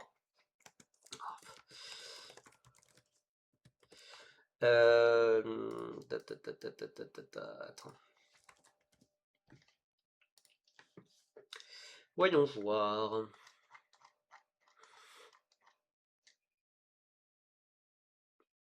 Oh, mais Yoann Poukoui, sa saison, elle a pas été bonne du tout. Oh purée. Enfin, j'en avais pas entendu parler cette année, mais ah, je pense, ouais, ouais, dur. Ok. Hmm. Je pensais pas que c'est pas tes collègues qu'on dit cuit chez Rodin? Eh vas-y. Eh vas-y, si mes collègues ont dit ça, voilà, aussi parfois j'ai une vie, alors vraie possibilité, je vais le mettre en orange quand même. Bah je suis pas au courant, mais c'est très bien. C'est très bien. Je vais essayer de me renseigner sur cette information, mais visiblement, je devais être occupé quand cette rumeur est sortie. Moi, ce qui m'intéresse vraiment, c'est MP. Je n'ai aucune idée de qui peut y avoir chez MP. Est-ce que ça peut être des pilotes qu'ils ont utilisés en Eurocup 3? Est-ce que ça peut être des pilotes de F4 espagnol? Ouais, style Niklas Schaufler, mais enfin, est-ce que c'est lui rendre service que de le passer directement au frec après enfin, voilà, il ferait mieux de redoubler. Attendez. MP, Gladysha, Kazava, ouais, Cardenas, hey, Cardenas en vrai. Ouais, mais c'est juste des vibes, hein. C'est juste des vibes, la Cardenas, hein. Ah, ou Kota. Ouais, mais je crois qu'il va faire l'Eurocup 3, lui. Bon, voilà, vous attendez. Enfin, si vous étiez venu en espérant avoir des infos, des nouvelles, voilà, j'en ai pas forcément. En dehors de celles déjà révélées sur Twitter et sur Blue Sky pour les tests, etc. J'en ai pas beaucoup. Moi, la question que j'ai, c'est où est-ce qu'on place Jules Roussel dans tout ça? Jules Roussel, je l'ai entendu chez G4, mais je ne l'ai pas vu tester avec G4. Par contre, je sais qu'il a testé à Cremona, piste italienne. Donc est-ce que ça pourrait vouloir dire plutôt CL, plutôt RPM, qui sont des équipes basées en Italie? Peut-être. Je pense pour. Enfin voilà. Mais il y a aussi une rumeur que j'ai entendue avec Roussel chez G4. Voilà. Roussel qui devrait aussi faire la Formule régionale Moyen-Orient pendant l'hiver. Rappelons, chez G4, euh, on devrait avoir ces trois pilotes-là pour la frémette, pour le Moyen-Orient. Maintenant, ça ne veut pas dire. Enfin voilà, Dupé, il fait la frémette avec eux et il fait la frec avec Van Amersfoort. Soit. Du coup, ça ne veut pas forcément tout dire. Je sais pas. Est-ce que vous voulez qu'on tente de remplir le tableau en mode voilà, on tente des trucs et tant pis si ça marche pas. Mais là, on va remplir le reste en rouge, hein, honnêtement. Euh, Attends, RPM, ils avaient mis Tolsermanis aussi, je crois, en fin d'année. Mais il a pas de budget, lui. Lui, il a zéro budget. Donc, oh, Egodzi. Egodzi, en vrai, qui parlait de refaire une année en Formule régionale. Oh, en vrai. Un petit James Egodzi.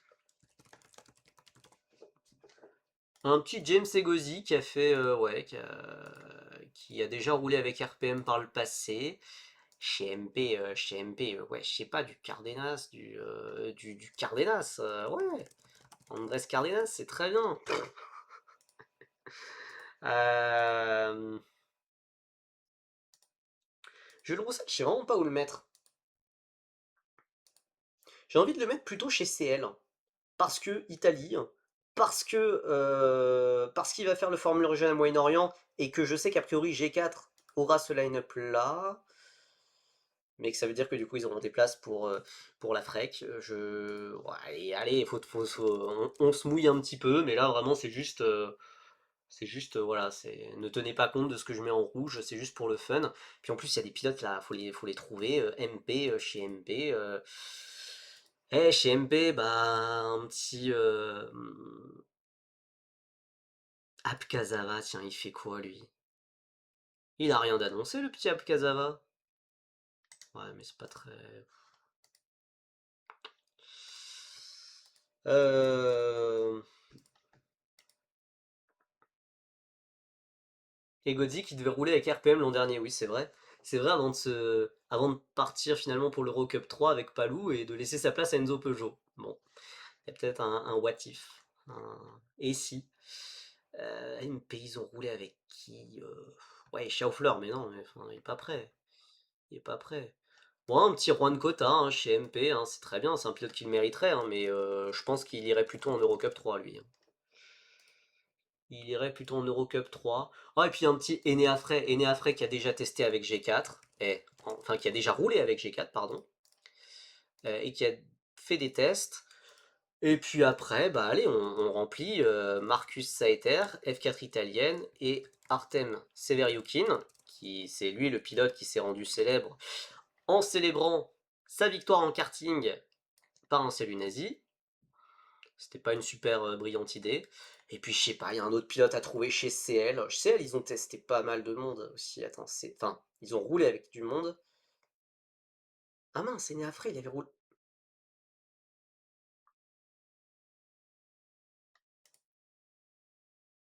Pour moi, c'était un pilote suisse, du coup, je l'ai mis chez G4 directement. Bon, allez, on va mettre Enéafray ici. Et puis un pilote chez G4, quoi. Je sais pas, mettez-moi un nom et je le mets, hein, parce que allez, il y a qui en F4 italienne? Powell, ça monte en Eurocup 3 chez Campos normalement. Oh, Francott. En fait, le truc, c'est que c'est dur, enfin, c'est dur de prédire parce que ça peut être enfin, les pilotes que je mets là, ils vont peut-être en Eurocup 3. Donc, Gilter, non, mais alors toi. Ideg. Ideg, mais vas-y, je sais même pas, il roule dans quel championnat. Je sais juste qu'il est hongrois. C'était pas de la F4 britannique? Ouais, mais attends, Ideg? Mais attends, mais c'est quoi Ideg? Vas-y. Mais attends, il roule dans quel championnat? Oh non, attends, non, j'ai une idée. Hop, j'ai une idée, pardon. Pardon, j'ai une idée. Gino Trappa. Gino Trappa, vu que il a déjà fait des tests.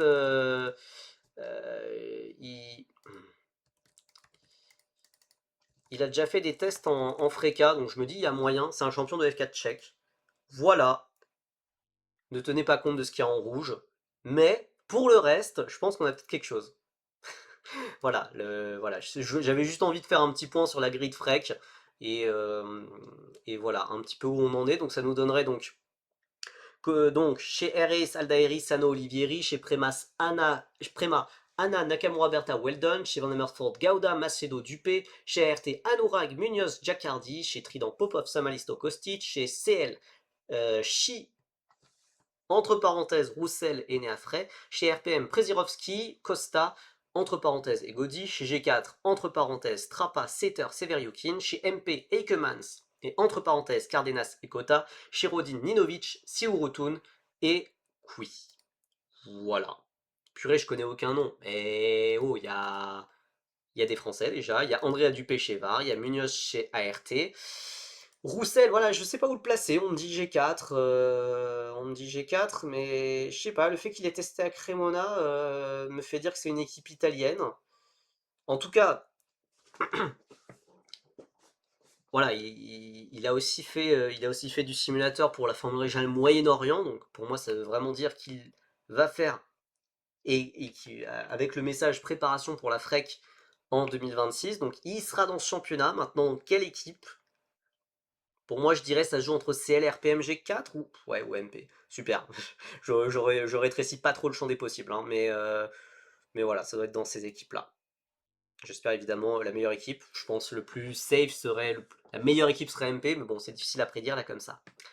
Bref, on s'est bien amusé. Merci beaucoup d'avoir été aussi nombreux sur ce live. Surtout, voilà, enfin, même le 17 décembre, il se passe plein de choses. Moi, j'adore. J'adore.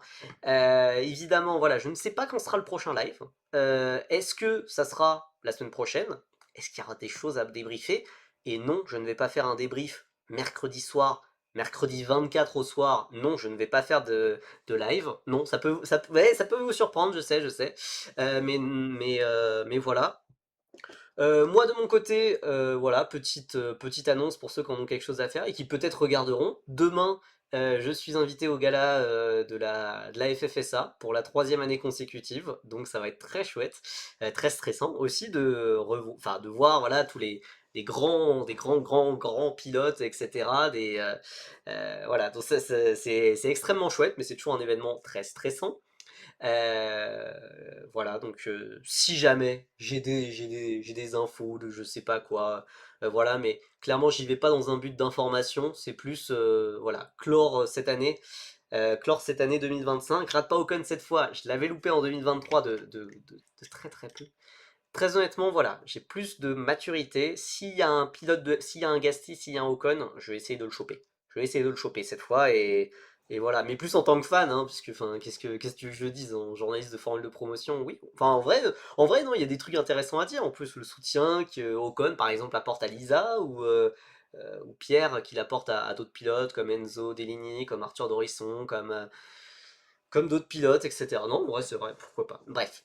Je me perds un petit peu, mais ça va être une très belle façon de clore l'année. Donc voilà, je ne sais pas s'il y aura un live, parce que je ne sais pas s'il y aura beaucoup d'actualités dans les prochaines semaines. Donc, d'ailleurs, Fernando Alonso qui a été vu à Barcelone. Vu les carrières de Taille et d'Horizon, Gasly a évidé. Non mais Gasly, c'est Gasly, il n'est pas manager non plus, il gère pas les carrières de Nathan Taille et Arthur Dorisson. Nathan Taille et Arthur Dorisson, s'ils n'avancent pas, c'est parce qu'il n'y avait pas forcément le budget pour aller beaucoup plus haut. Et, euh, et je pense que Giusti et Deligny, leur carrière progresse bien de leur côté. Donc voilà. Euh, voilà, peut-être à 2026. En tout cas, de toute façon, on est toujours ensemble sur Twitter, sur Blue Sky, où la moindre petite info, j'hésiterai pas à la partager, à la relayer. Et si c'est le cas, je vous souhaite à tous de joyeuses fêtes. Enfin, si c'est le dernier live de l'année, je vous souhaite à tous d'excellentes fêtes de fin d'année, un joyeux Noël, une excellente année, un excellent réveillon, tout ça, tout ça. Plein de bonheur. Et voilà, soyez prudents, pas trop d'excès. Et voilà, amusez-vous et nous on se reverra en 2026 ou avant, s'il y a une actualité ou si j'ai un projet d'émission de live de je sais pas quoi. Mais on se retrouvera en 2026. Le premier week-end de course, c'est voilà, le 10-11 janvier avec la Formule Régionale Océanie. Mais avec nos Français, ça sera la Formule Régionale Moyen-Orient le 17-18 janvier. Donc rendez-vous dans un mois. Mais vous en faites pas, on refera des lives entre temps mais peut-être que le prochain sera en 2026. Si c'est le cas, je vous souhaite à tous une excellente soirée, de joyeuses fêtes de fin d'année, et à très bientôt. N'hésitez pas à me suivre sur Twitter, sur Insta, sur Feeder Series, sur YouTube, sur TikTok et sur Blue Sky. Je vous dis à très bientôt, très bonne fête de fin d'année, bye bye. À l'année prochaine, lol. Quel humour.